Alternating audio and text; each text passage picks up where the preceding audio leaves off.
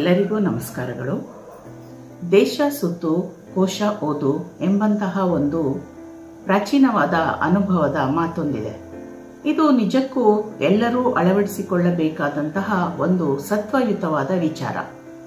ಏಕೆಂದರೆ ದೇಶ ಸುತ್ತುವುದರಿಂದ, ಕೋಶ ಓದುವುದರಿಂದ ನಮ್ಮ ತಿಳುವಳಿಕೆ ಹೆಚ್ಚಾಗುತ್ತದೆ, ನಮಗೆ ಅನುಭವ ಉಂಟಾಗುತ್ತದೆ.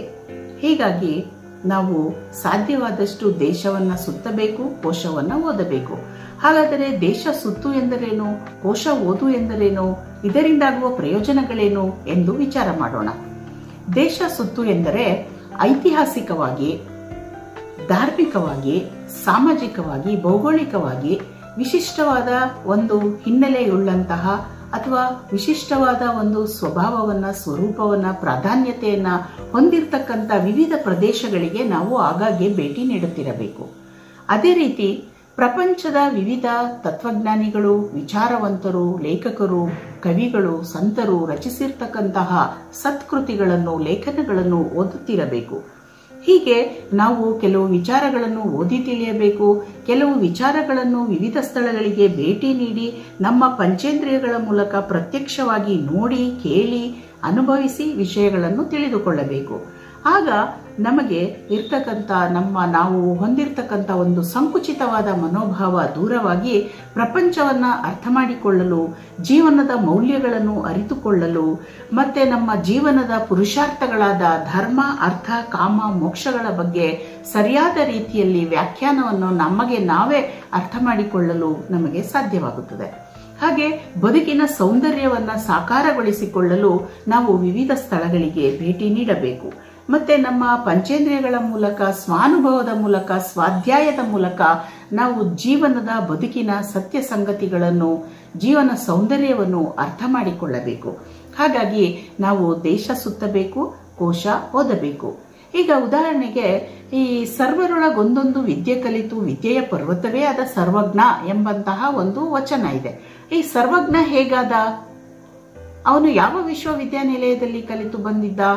ಹಾಗೆ ನಮ್ಮಲ್ಲಿರ್ತಕ್ಕಂಥ ಹಲವಾರು ಸಂತರು, ಮತ್ತೆ ತತ್ವಪದಕಾರರು, ವಚನಕಾರರು, ವಿವಿಧ ಕಾಯಕದ ಹಿನ್ನೆಲೆಯಿಂದ ಬಂದಂತಹ ವಚನಕಾರರು, ಶರಣರು, ದಾಸರು, ಇವರೆಲ್ಲ ಎಲ್ಲಿ ಕಲಿತು ಬಂದರು?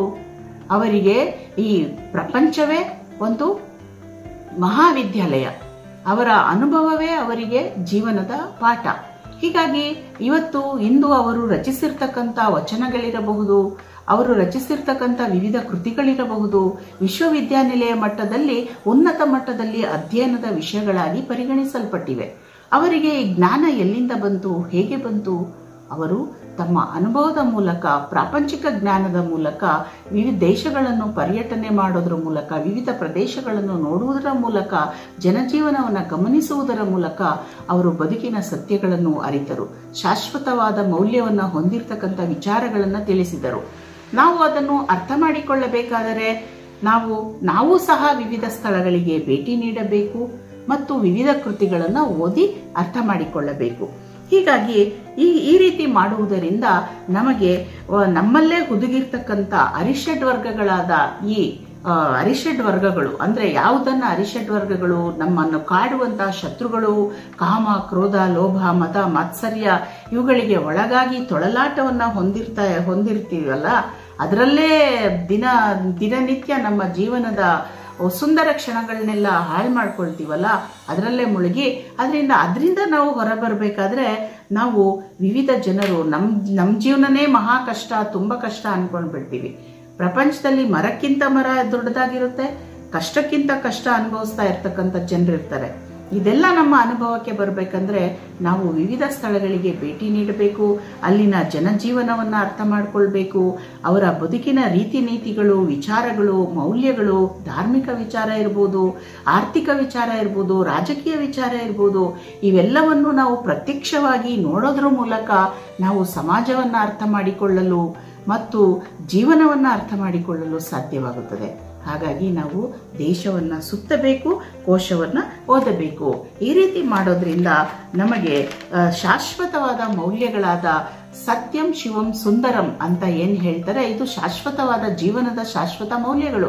ಅಂದ್ರೆ ಟ್ರೂತ್, ಬ್ಯೂಟಿ ಅಂಡ್ ಗುಡ್ನೆಸ್ ಅಂತ ಹೇಳ್ತಾರೆ. ಇದು ಪ್ರಪಂಚದ ಯಾವ ಭಾಗಕ್ಕೆ ಹೋದ್ರೂ ಕೂಡ ಪ್ರಪಂಚದ ಎಲ್ಲಾ ಜನರು ಮಾನ್ಯ ಮಾಡುವಂತಹ ಶಾಶ್ವತವಾದ ಮೌಲ್ಯಗಳು ಇದು.